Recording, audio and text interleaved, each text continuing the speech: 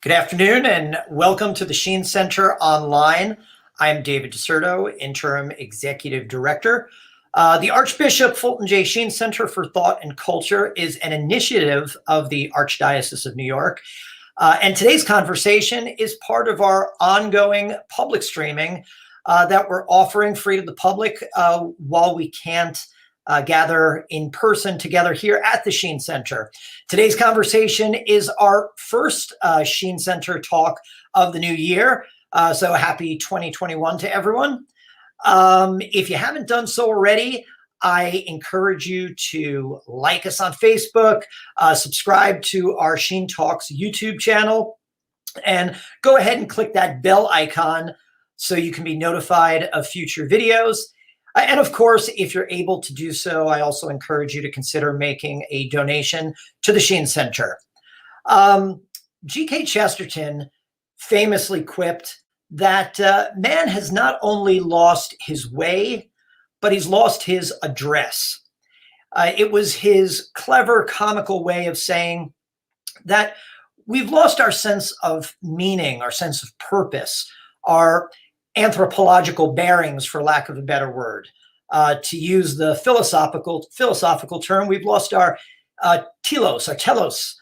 And it comes down to the fact that we've lost a consensus, lost sight of what it means to be human. More specifically, what it means to be an embodied human being. Today's guest, O. Carter Snead, the William P. and Hazel B. White Director of the Nicola Center for Ethics and Culture at Notre Dame University, has written a new book that was listed as one of the best books of 2020, that attempts to shed much needed light on this perennial question, what it means to be human. Joining today is our good friend, Kathryn Jean Lopez of the National Review Institute. So without further ado, I welcome Kathryn and Carter. Well, thank you, David, and thank you, everybody who's joined us. Thank you, especially Carter, for taking the time to do this. I'm so excited to have this conversation with you. I think that your book, What It Means to Be Human, it could change everything. It really could. I think that in terms of public policy, law, which is what you're writing for, but our individual lives. I want to start out by asking the question of the title. For somebody who happens upon this and is thinking, why are you asking what does it mean to be human? We all know what it means to be human, for Pete's sake. If we don't, we're in trouble, which is exactly your point, right? Yeah. So first of all, thank you, Kathryn. It's great to be with you. And I really appreciate the Sheen Center and the National Review Institute inviting me to have this conversation today. Thanks to David DeSerto. The Sheen Center is an indispensable institution in New York City. God bless Cardinal Dolan for the vision to support this, and just really love. This is my third time to the Sheen Center, and I hope it's not my last. It's just a fantastic thing, and thanks for the National Review Institute, which is also an indispensable entity in our public square. So the title of the book, What It Means to Be Human. Yeah. So the book refers to, and David actually alluded to this in his introductory remarks, the conception of what it means to be a human being and what we think constitutes human flourishing. And this is maybe this is the oldest question, right? The oldest question of who we are and what we owe to each other and what constitutes our thriving. I mean, obviously in the abstract, it's the biggest question that there is and has been on our minds ever since we could formulate the question. As for the book, I raised the question in the context of the field of law and public policy that I call public bioethics. That is the governance of science, medicine, and biotechnology in the name of ethical goods. That is where governance enters into the picture. We all know what bioethics is a field of intellectual inquiry and discussion, issues, the ethical questions arising from advances in biomedical science and biotechnology and the practice of medicine. But what I'm talking about is the regulation of that space, whether it's by courts, whether it's by Congress, whether it's by the executive branch. or whether it's by us in private ordering in the spaces that are created by the absence of law. So what it means to be human is relevant. The question is relevant to this area of the law because all law and all public policy assumes a set of premises about what a person is and what constitutes human flourishing. And why is that? That's because law and public policy exists to protect and promote the flourishing of persons. And unless you have an operative definition of what a person is, then you can't even get off the ground. You can't judge the efforts of the law, the successes and the failures. And so the first kind of insight of the book is we need to talk about what it means to be human in the context of law and policy, especially as it relates to bioethics, because we already are operating according to usually an unstated conception of what that is. And the argument in the book is, as you alluded to, is that the conception of the human person and human flourishing that undergirds and underwrites and anchors the vital conflicts of American public bioethics, that is the law of abortion, the law relating to assisted reproduction, and the law of end-of-life decision-making and assisted suicide, is operating from a fatally flawed conception of who we are, a fatally incomplete conception of who we are that doesn't take seriously our the reality, the lived reality of our lives as embodied beings, the consequences of being embodied beings in time, which is who you and I are. I mean, we experience ourselves, one another, the world around us as living and dying bodies. That's an intrinsic part of who we are. It's not an accidental or part of who we are. And so the book basically makes the case that in order to have wise, just, and humane laws and policies, you have to have a true and accurate understanding of who we are. And to have a true and accurate understanding of who we are, you got to take the body seriously. And I think, sadly, the anthropology, if you will, that underlies these areas of the law, don't take the body seriously. And therefore get wrong answers in a lot of cases. And so you talk about how we're looking at the human being as an atomized individual, and that's where this all gets all wrong. Explain a little bit how this gets to heart, right? Why everything's so polarized, because there are people who are thinking very different things, and we're also, people of faith bring a perspective to the table that they're not fully living, because we're living in this world and have to buy into some of this thinking that's everywhere, right? Yeah. So the anthropology that I think we all are tempted by, the anthropology that is distinctively American, the anthropology that underwrites these areas of law and public policy, is the anthropology that Robert Bellah, American social scientist, right, who wrote the 1985 classic Habits of the Heart, and others, Alistair McIntyre, preeminent Catholic philosopher who's a fellow of my center, the Nicola Center for Ethics and Culture, Charles Taylor, philosopher from McGill University in Montreal, Michael Sandel, political philosopher at Harvard University. All of these folks, even though they disagree with each other on important questions, recognize this anthropology, and they describe it as expressive individualism.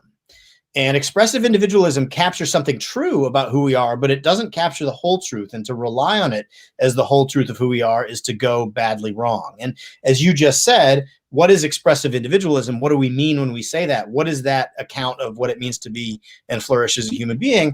It takes the fundamental unit of reality as the individual, right? The individual, not defined in any respect by virtue of his or her being embedded in webs of relationships, being in families, being with respect to social roles, with respect to our community or our religion, or even our bodies themselves, right? Like we're defined in a soul fashion by our will, our mind, our capacity to formulate and pursue future-directed plans, to pursue the desires and plans that we discover through interrogating the interior of ourselves, right? It's a very lonely vision. The word you used is atomized, right? It's a kind of isolated individual will as the fundamental account of what a person is. And it defines human flourishing as, again, the invention and the pursuit of plans of our own devising. And obviously there's a kind of romantic notion to that, right? It's a kind of appealing idea of the person standing alone and isolated, forging his or her way in the universe and defining right and wrong and harnessing everything around them, in bending the environment to their will to try to bring about this vision that comes from inside that might be transgressive of community mores. There's something kind of appealing about that, which, by the way, is why the Romantic poets and the literary figures of the 19th century were drawn to this image, and it's reflected in their poetry, it's reflected in the literature, but then it makes its way into American culture and Western culture more generally in the middle of the 20th century, and the sexual revolution played a significant role in that. Bella detected this in his social science. He did 200 interviews and kept hearing over and over again, people understood themselves in precisely this way, and sexual expression was a key mode of self-expression, and that feeds directly into the areas that I talk about in this book. But the problem with expressive individualism, as true as it might be, because we are free and we are particular and we are individuated in some important sense, but that's not the whole truth about who we are. And what motivated me to write this book is I've been working in bioethics for, almost 20 years with Leon Cass and Yuval Levin and Robbie George, Marianne Glendon, Michael Sandel, and others at the President's Council on Bioethics in the Bush administration. And I was always wondering why it is that the law consistently fails to protect the weak and the vulnerable in key areas, and in the areas that I take up in my book. Why are the weak and the vulnerable invisible to law and public policy in these contexts? And what I settled on, and what the book concludes, is it because through the lens of expressive individualism, if you define yourself according to expressive individualism, you also draw the boundaries of the moral and legal community according to the criteria of expressive individualism, which means those among us, those human beings who are not capable of formulating future-directed plans and don't have the willfulness or the cognitive capacities to pursue those, or even the situational capacities, right? If you're suffering from systemic racism, or if you're suffering from poverty, and you can't, or you're an undocumented immigrant and you come to the country and you can't, and you're impeded in some important way, you're not a powerful agent operating at the height of his or her powers, you're invisible, right? You're invisible through this lens. And the unborn are invisible, and the elderly are invisible, and the disabled are invisible, because they can't meet the threshold for inclusion in the legal and moral community, which requires you to be able to basically be a master of your own universe. Mm-hmm. And does this trickle down, Carter? The law as a teacher? Pope Francis talks a lot about our throwaway society and how we're indifferent to one another. And to survive, almost, you have to ignore what's in front of your face sometimes. We were talking before we came on about how dark New York is right now. People passed out on the streets, addicts everywhere, people screaming, just garbage, everything.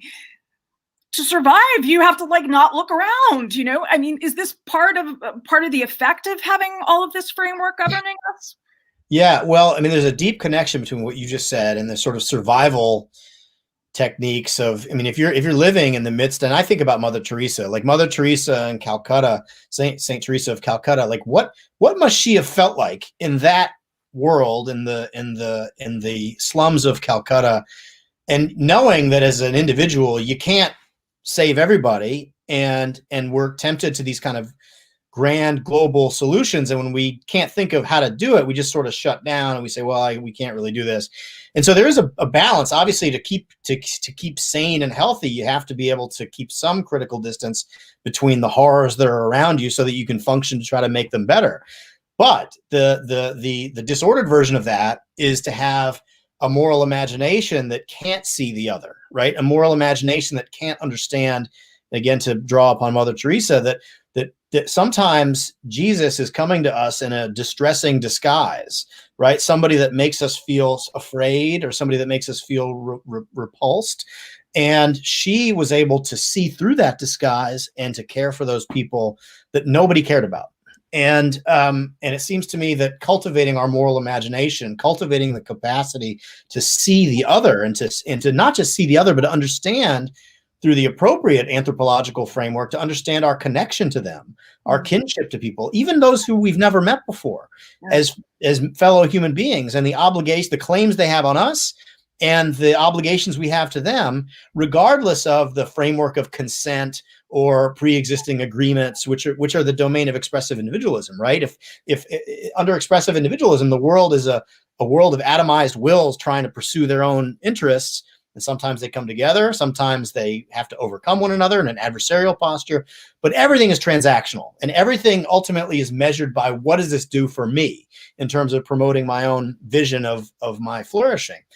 But that's to miss entirely our connectedness to others and our what I call in the book and others have called unchosen obligations to others by virtue of our common membership in the human family.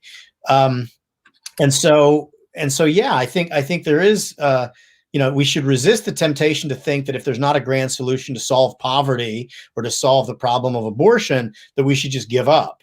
Because the truth is you change the world through loving the neighbor that's right in front of you, right? To love that person in whatever way you can.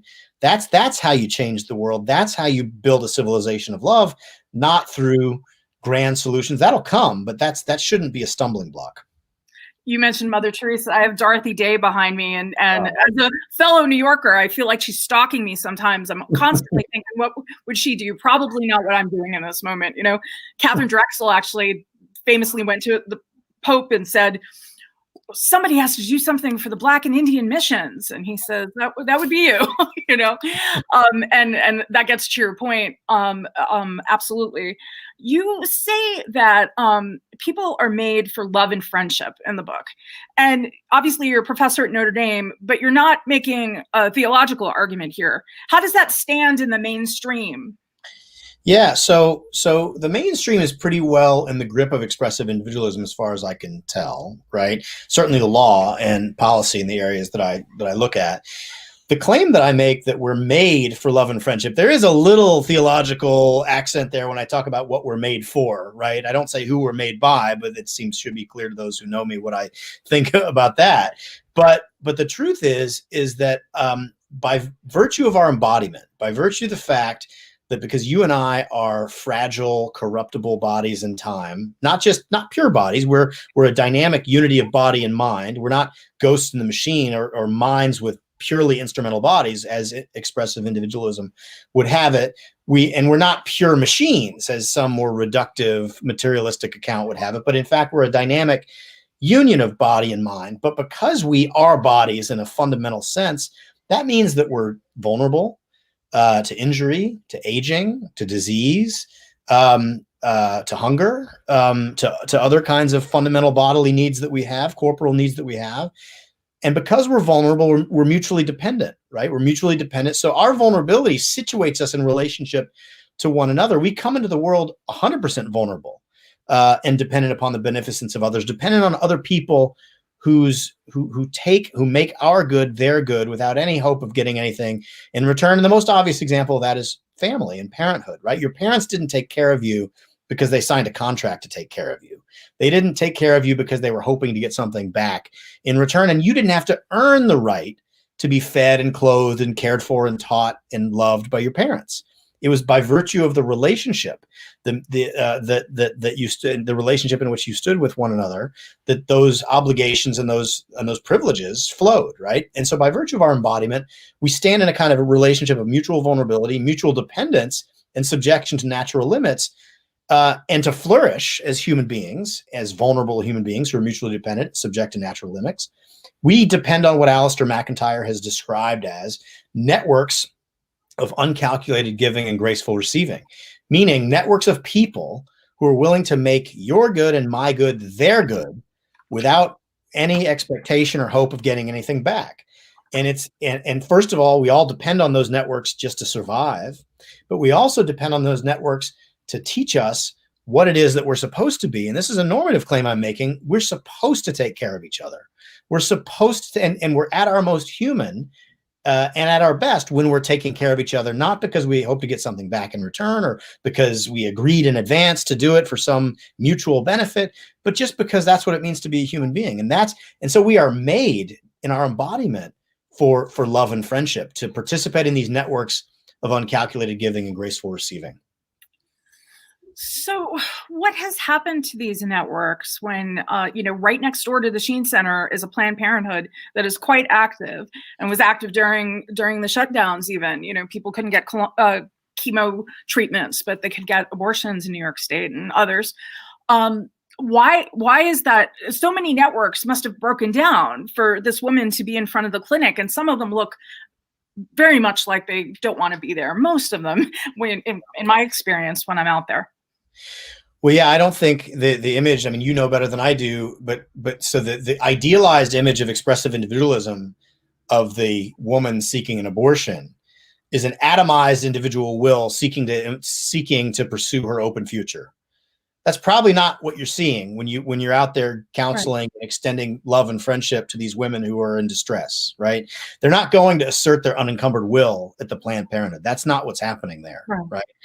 They're going because they're desperate. They're going because they've been tempted to and are thinking in the ways that the law teaches them to think, which is to say, the relationship between mother and an unwanted unborn child is a relationship of atomized strangers, right? Fighting over scarce resources, the mother's body, the mother's future, right? Like that's what they're adversarial strangers fighting over this scarcity, and it's a relationship of strife, right?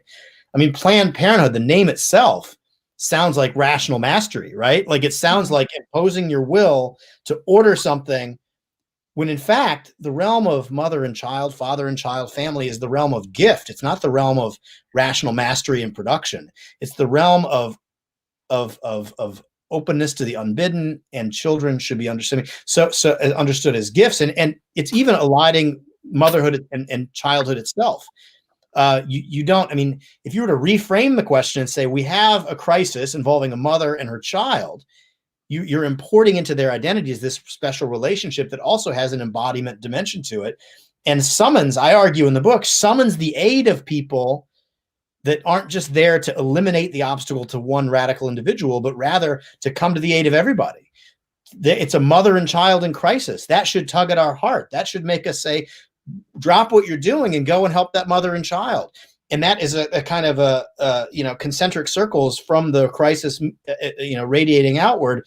Their family members, their neighbors, their community, their government, everybody has to help those people that are in a crisis. And to say that the solution to that crisis is the violent elimination of one of the two parties in the conflict is to trade in a narrative of strife that expressive individualism promotes. And so if we were to recast that, if everybody were to understand that's a special situation, a special distressing situation involving a mother and her child, well, we'd look at it differently than saying go to a clinic where they're going to eliminate the fetus, right? They abstract, everybody's abstracted and atomized, and leaves the woman alone by herself in her suffering and her desperation.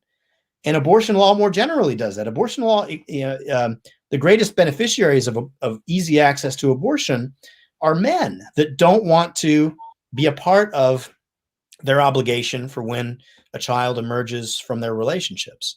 It's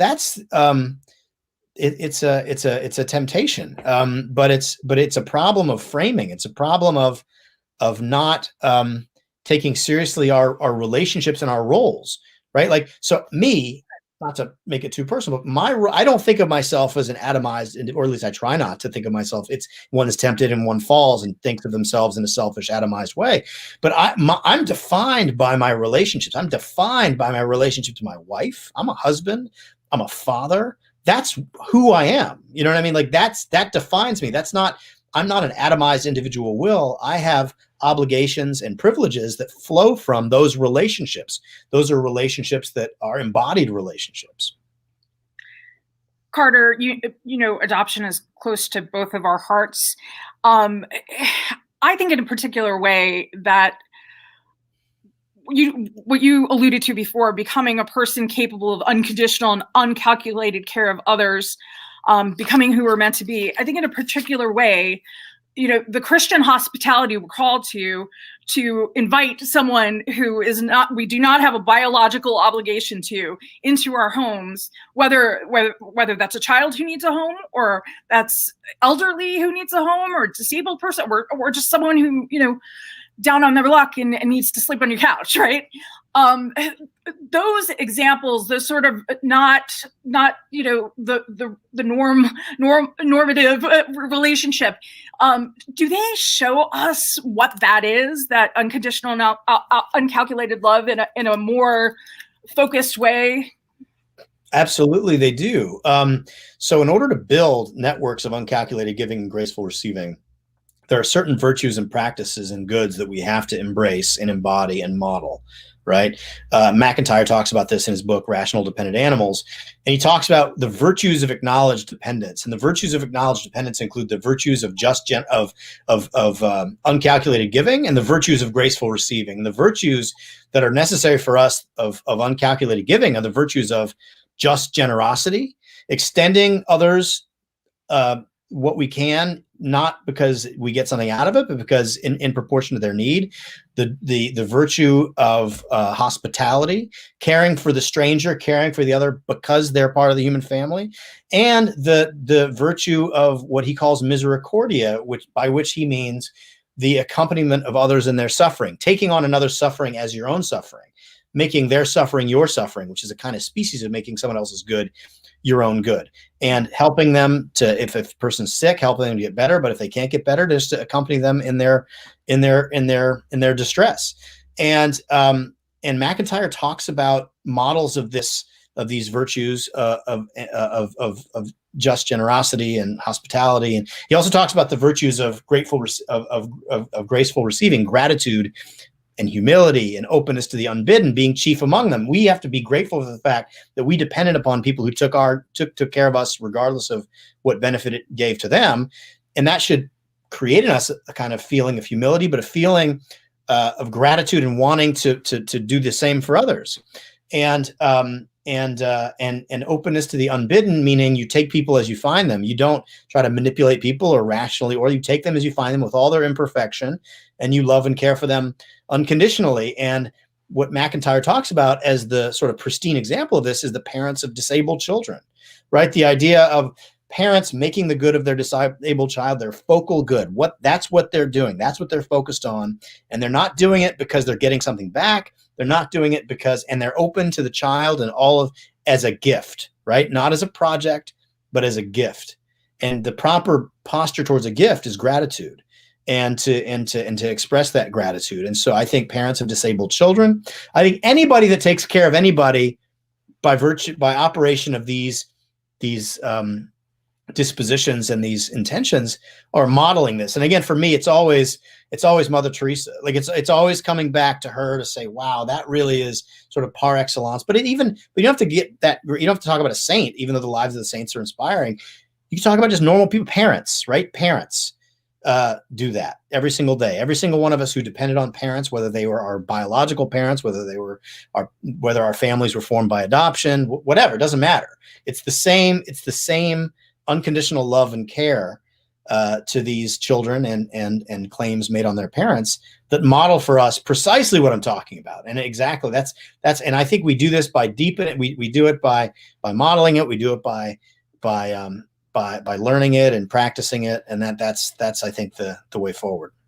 You recently had a conference at the Nicola Center for Ethics and Culture called We Belong to Each Other. And I got to see some of it, really beautiful conversations, and it captures what you're trying to convey in this book, right? Did you get what you wanted out of that conference? Because it's all online and people can watch it. It's a little commercial. No, it's all online. Everybody can watch it. Go to the ethicscenter.nd.edu and watch the videos. It was a fantastic conference. We do this conference every year. We normally do it in the fall. We call it the fall conference. It's not a particularly creative title. But we bring about 100 speakers usually when we're meeting in person. About 1,000 people come to the event. They call it, some people, Rusty Reno called it Catholic Woodstock. I say, it's a lot like Woodstock. There's less nudity at the fall conference than there was at Woodstock. That's not to say there's no nudity. There are a lot of kids and being, changed and stuff. But this was a wonderful experience. We did it online and virtually, which was challenging, but we had a lot of wonderful presentations. We had a presentation on art and beauty. Liz Lev and Donnie McManus and Duncan Stroik were on that panel. We heard from We heard from Dana Joya, the poet. At the end of the conference, we had a wonderful panel on Catholic universities and what they owe the world and vice versa, with our own Dean, Sarah Mastillo, Dean Marcus Cole from Notre Dame, and Tom Hibbs, president of University of Dallas. And we heard from Archbishop Gomez talking about what we owe to migrants. So it was organized around the proposition that we all stand in a particular kind of relationship to each other. We owe certain things, and we also have certain kinds of claims we can make on each other across a wide variety of disciplines. It was a great conference, and I hope folks will tune in. They can watch, as much or as little as they like. But it's a special event. It's a special event to bring the richness of the Catholic moral and intellectual tradition in conversation with other traditions to tackle big questions. That's really what we're trying to do with the fall conference. And like the Sheen Center seeks to do, not just having intellectual conversations, but showing beauty. Liz Lev is going to be speaking at a virtual event for the Sheen Center next month. And these things are very, very obviously important. You also had my dear friend, Sister Virginia Joy from New York, one of the Sisters of Life. And Sisters of Life are, an example of what we're talking about, right? It's perfect. No, they're a perfect, pristine example. Yeah, she was amazing. That was a wonderful panel on what we owe to mothers and children. And we heard from Monique Chareau, who OBGYN from Duke University, who is now, I think, just wrapping up her work at USAID in a very significant public policy role. Mary Fiorito, who's a wonderful woman who served the Archdiocese of Chicago and worked as with Cardinal George for many years. It was a great conversation. We had a wonderful panel on racial justice. That's something we've been working on with John Cavadini, wonderful theologian, and Ernest Morel, really special professor of English and literacy at Notre Dame. You're exactly right. I mean, the idea is to try to. We have a lot to offer. I mean, the Catholic moral and intellectual tradition has a whole lot to offer at this moment. It's a deep richness to it, but kind of explaining who we are and what we owe to each other in a way that I think the world needs right now. And we shouldn't underestimate, as you were saying earlier, and Mother Teresa said, doing small things with great love, right? Being faithful, not successful, right? We do these things with love. We serve one another. There's this contributes to a bigger picture, and we shouldn't despair, though we do very frequently, certainly in the last year, that we don't have the magic wand that will change the entire anthropology of our time, right?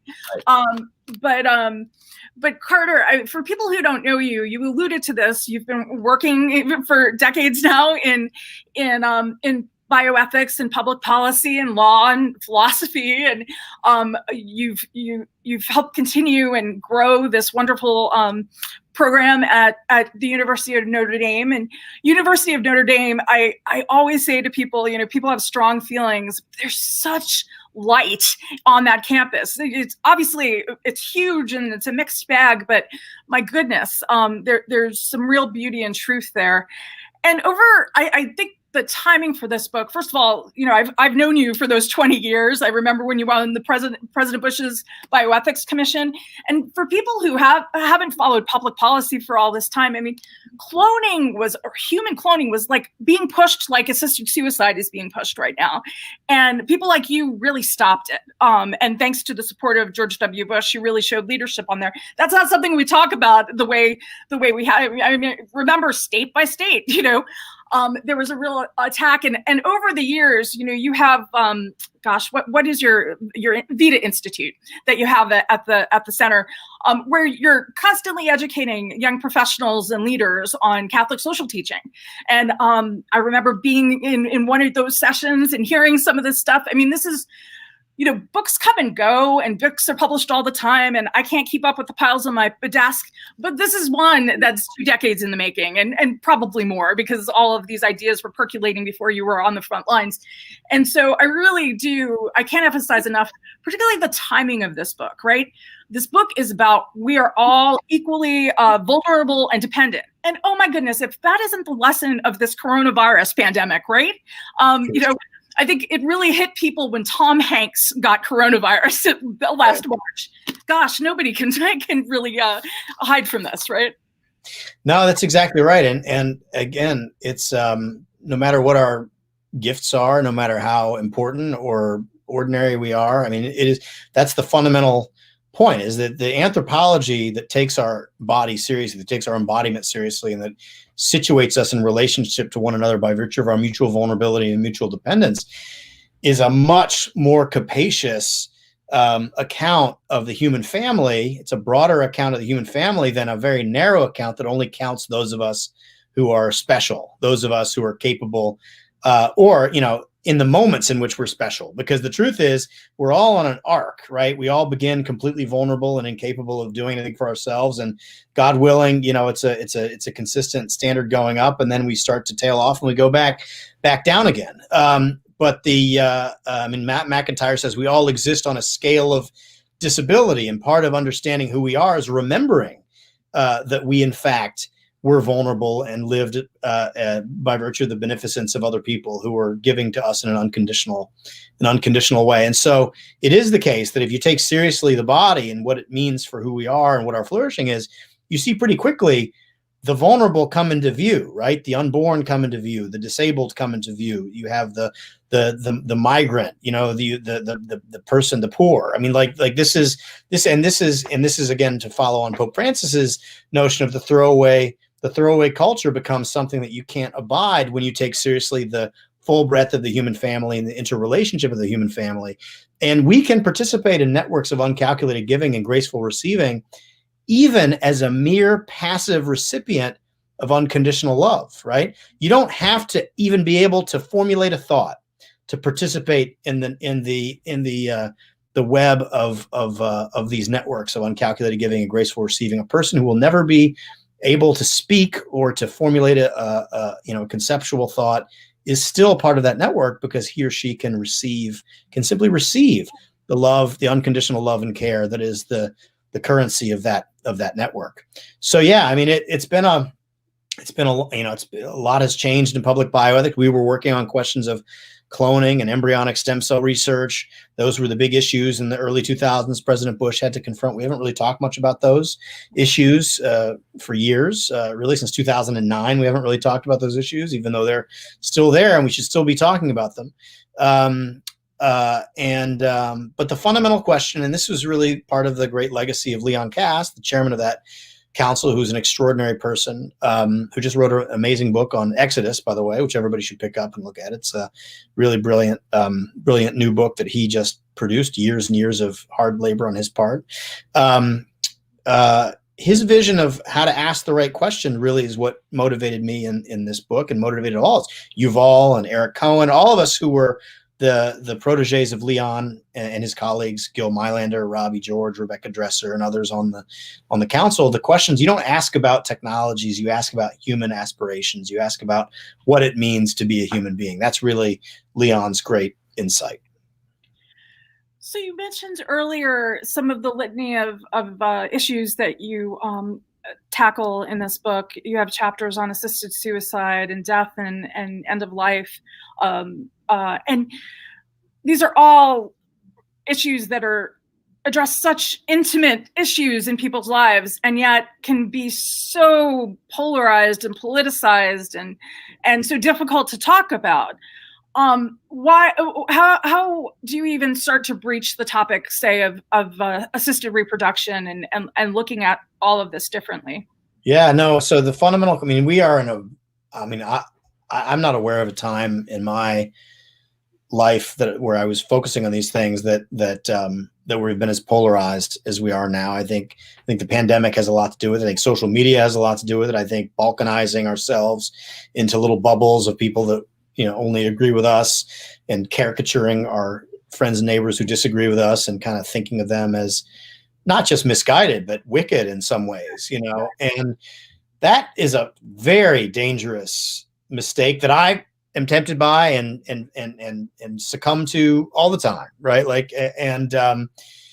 But how do you talk to people that don't agree with you about these fundamental questions about what it means to be a human being? I mean, if we're taking seriously the argument that I'm trying to make, if I'm trying to follow through in my actions on the arguments that I make, is you have to really start by seeing them, the person that disagrees with you, as your friend and neighbor, right? Yeah, it's through friendship. It's through genuine, not instrumental or cynical, trying to sweet talk them or whatever, but to actually love the person that you disagree with. And we can have arguments, and we can have elegant arguments. We can have arguments rooted in history and logic, and that's all important. We need to do that. That's an essential part of our public discourse. But but people will not change their minds if they don't believe that you actually don't care about them, or if you think that they're bad, or you think that they're wicked, or you think that they need to be eliminated rather than persuaded. Part of loving other people is loving them for, and the church has done this for millennia, right? The church builds a hospital, the church, and Mother Teresa, Dorothy Day, like you don't argue with somebody, and then if they agree with your argument, then you feed them dinner, or then you give them medicine or whatever. Like, I mean, it's basically, we're here to care for one another, right? And I honestly think, and again, I think this is true, that people's hearts will be prepared to hear new things, and I think true things about these areas about which we're polarized on, if they really believe and are persuaded that their interlocutors love them, right? Mm-hmm. Like the person who is pro-choice, the person who's in favor of things that I find strongly dehumanizing and dangerous, they're not going to listen to me unless they believe, and I'm not going to be in a place to deliver that news to them unless I really love them the way Jesus wants me to love them. Dorothy Day said, "I only love God as much as I love the person I hate the most." Or, I mean, that's arresting. I mean, that's true. I mean, I think that, and again, it's not a strategy; it's just the truth. Like, you actually have to love your neighbor for real, not just the people we agree with. I sometimes tell the story, Father Roger Landry, he called me the morning after a certain election years ago, and I wasn't happy. And he said, the morning of, after the results are in, and he says, "Are you praying for the president-elect?" And I'm not proud of my initial reaction. It was like, excuse me, can I nurse my wound here? But he was absolutely right. We should be praying for those we disagree with, for wisdom, for, if it's something that we believe is gravely evil, for conversion. Yesterday we had the feast of the conversion of St. Paul, for Pete's sake, Things can change. Yeah, no, that's right. That's very nicely said. I completely agree.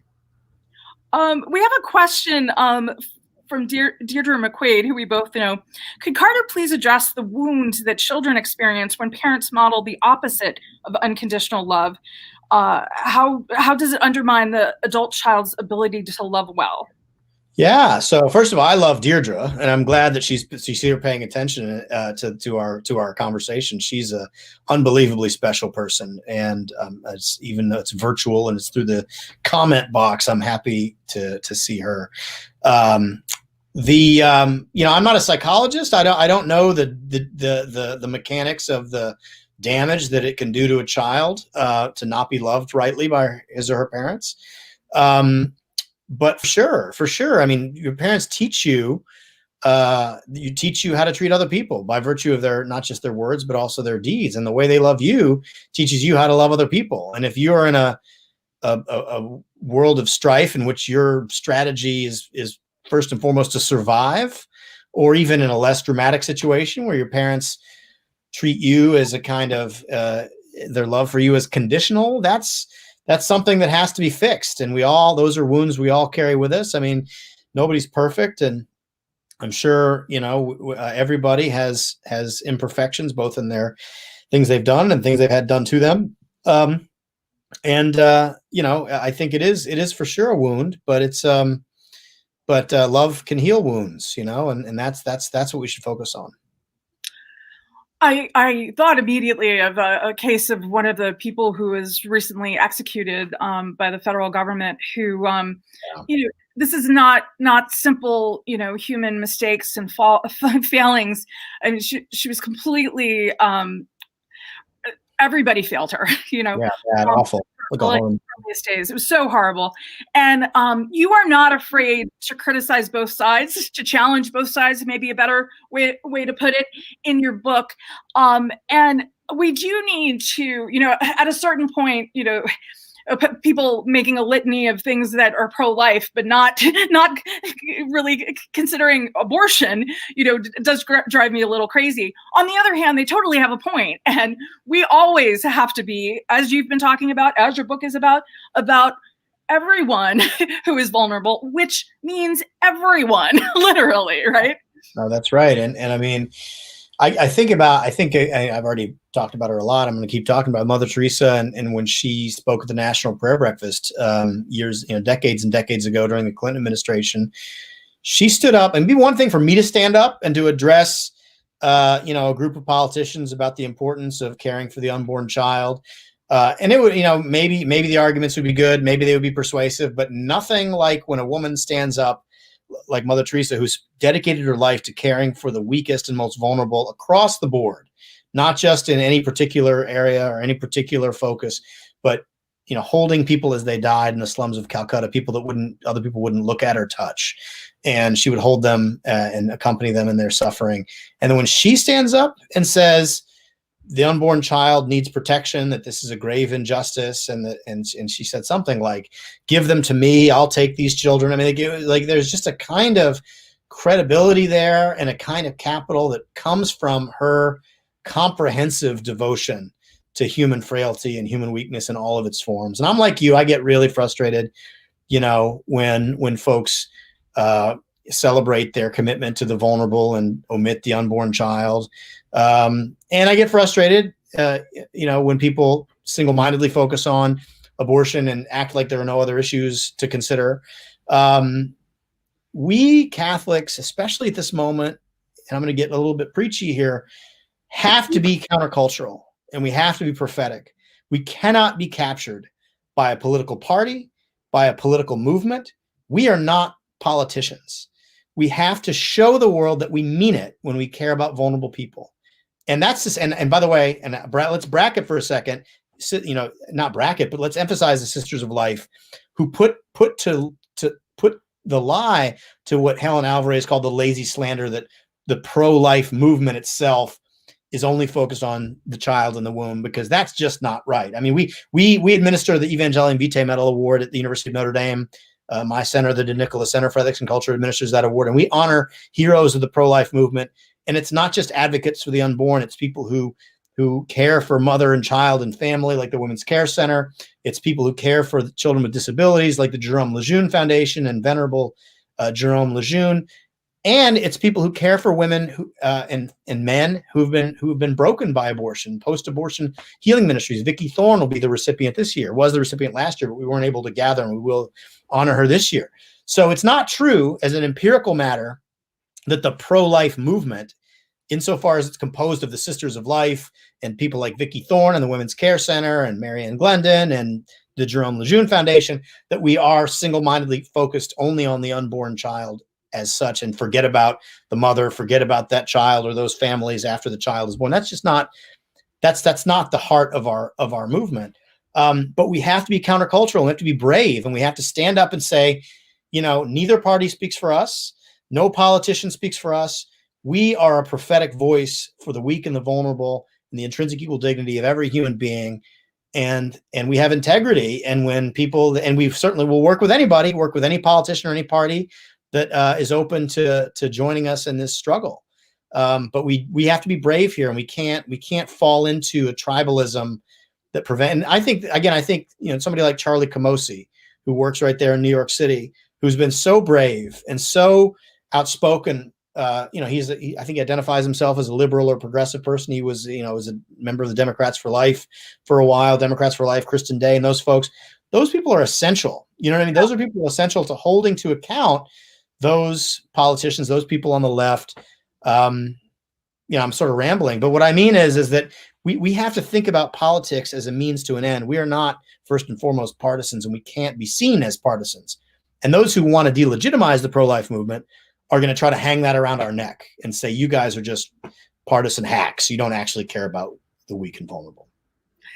Yeah, what you say is so important, Carter. And I really think that there has to be a real examination of conscience that we all do about how far we've gone with our political alliances and how damaging they may have been to the pro-life movement, to the Catholic Church, to Christianity, to all these things, because they've been seen as political. Yes, the media plays a role in that, but we play a role in that too. And, if you were for a particular president who described himself as pro-life, you spend more time, as much time at least, or more time supporting the Women's Care Center or whatever the local women's care center is, supporting the Sisters of Life. For people who don't know who the Sisters of Life are and why we're so high on them, they are our credibility. Cardinal O'Connor founded them 27 years ago, and he said, if you are a woman who is pregnant and needs help, come to the Catholic Church.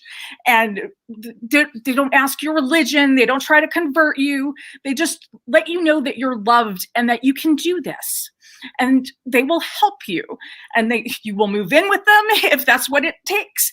They have a network of like 16,000 co-workers across the country and in Canada, people who will step in if you need diapers or you need a babysitter. Or, it's really an incredible movement. And this is pro-life credibility. And more, I am convinced that people have no idea what actually exists out there in terms of options. And I love that you recognized Vicki Thorne, because Vicki is all about telling the biological truth, the experiential truth, and she just does such beautiful work with people who are broken and broken by this anthropology, these laws, this culture that you describe in the book. Yeah, no, these are inspiring people, and they, I mean, our media is so polarized, sadly. I mean, like they're not passive, providers of information. They are weighing in ways that they hope and believe will bias the conversation or the outcomes in a particular way. But one thing that makes me sad is that you see, I mean, obviously we've come through 4 years of a tumultuous presidency, and there's a moment in which it could be tempting to you see your political rival.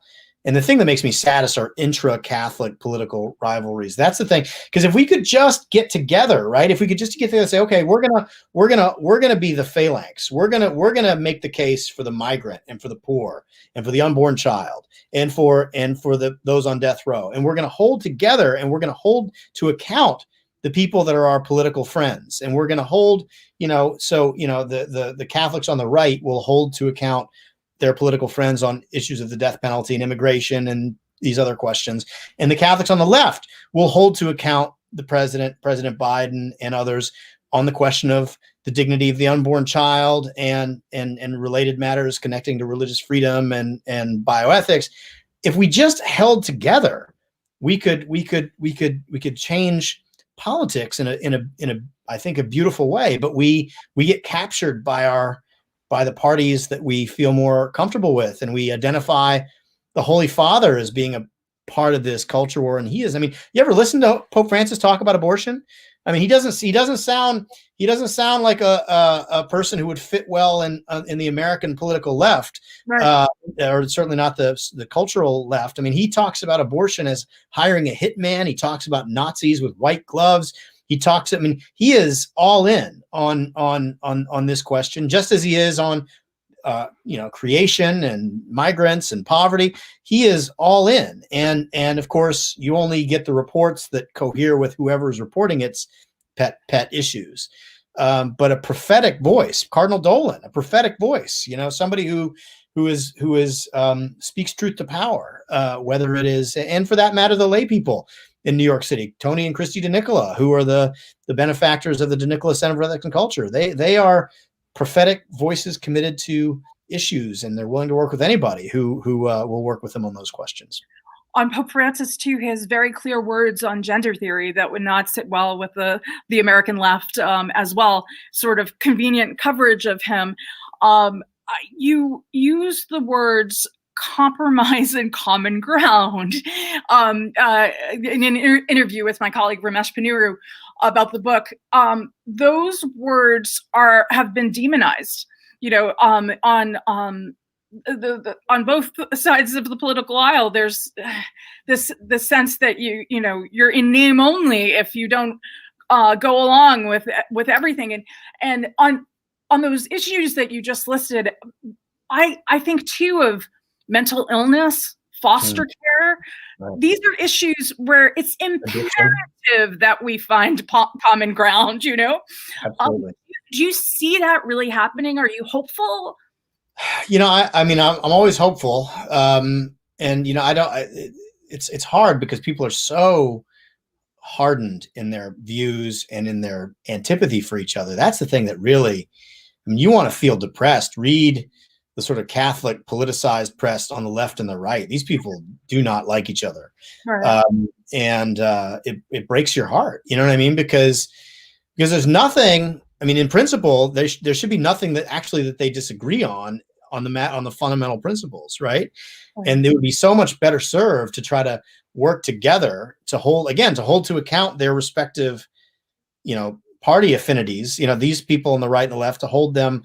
And, you know, here's I mean, this is a long time ago, but this doesn't involve intra-Catholic squabbling, but there was years ago, I'm from Birmingham, Alabama, and the Birmingham News ran a series of editorials on life issues, cultural of life issues.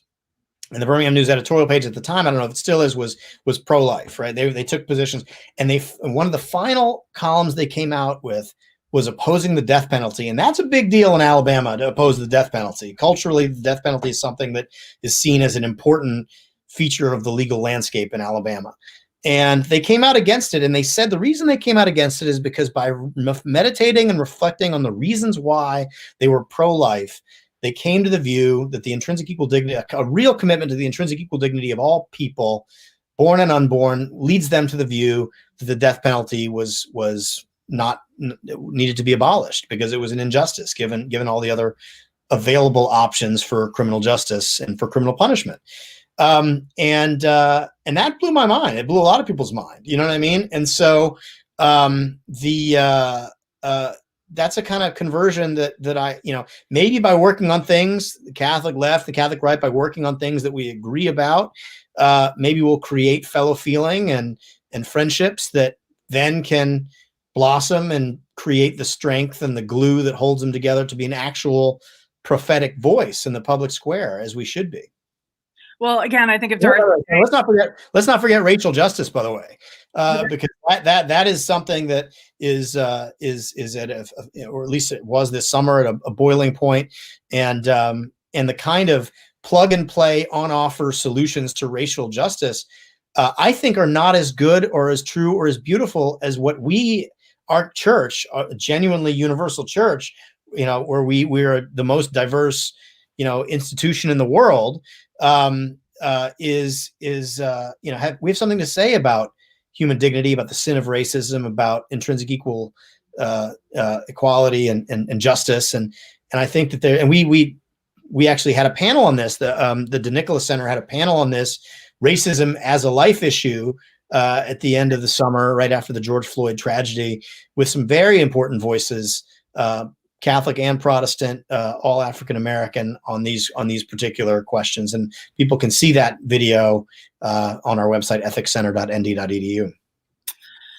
Well, thank you so much, Carter. Again, your book is What It Means to Be Human, The Case for the Body in Public Bioethics. And, you know, besides a proposal to really rethink a lot of what our culture and law is based on, it's a bit of an examination of conscience for people. I really highly recommend the book. And I couldn't agree with you more that I think we need to have people like Dorothy Day and Mother Teresa and Catherine Drexel in mind, you know, people who were not in their silos. They were serving diversely some of the people that are otherwise cast aside, and they can't be. And we have to be about the Beatitudes and the gospel, and not party politics, you know. Yeah. And so thank you so much, Carter. And let me mention too, you mentioned the very courageous Charlie Camosi and the National Review Institute with the Catholic Information Center is doing an event tomorrow. I am at 6 p.m. With him on end of life issues, and the Little Sisters of the Poor as well, who will talk a bit about their work tomorrow. So with that, I'll give this back to David DeSerto. Thank you. Yeah, we were actually blessed to have Charlie Camosi here 2 years ago. So he's certainly a prophetic voice. But I'd like to thank the both of you, Kathryn, as always, and Professor Snead, for your uncalculated giving, which hopefully our audience has certainly received gracefully. Thank you very much for what you both do and what you both represent. So thank you very much. And I'd like to thank our viewers, as always. I hope you, certainly take something from this conversation. It's an important one, and we are certainly happy to be able to bring you conversations like this. As Dr. Snead had mentioned, we are all dependent on each other. We are all, need the help of others, and the Sheen Center is not able to bring programs like this to you without your help, particularly during these challenging times. So again, I encourage you, if you are able, to consider making a donation to the Sheen Center. There's the information on the lower part of your screen. Again, please like us, subscribe to our YouTube channel, Sheen Talks, and go ahead and click that bell icon so you can be notified of upcoming videos that we'll be posting. You can check all our upcoming content at sheencenter.org. That's Sheen Center, SHEEN, center.org. Including a virtual discussion entitled The Church and Racial Justice, a Conversation in Truth and Hope, which we are co-sponsoring with the Archdiocese of New York's Office for Black Ministry, which will be moderated by Emmy-nominated journalist and author Liz Fabulous on Friday, February 5th at 7 p.m. That is next Friday, February 5th at 7 p.m. Until then, stay safe, be well, God bless.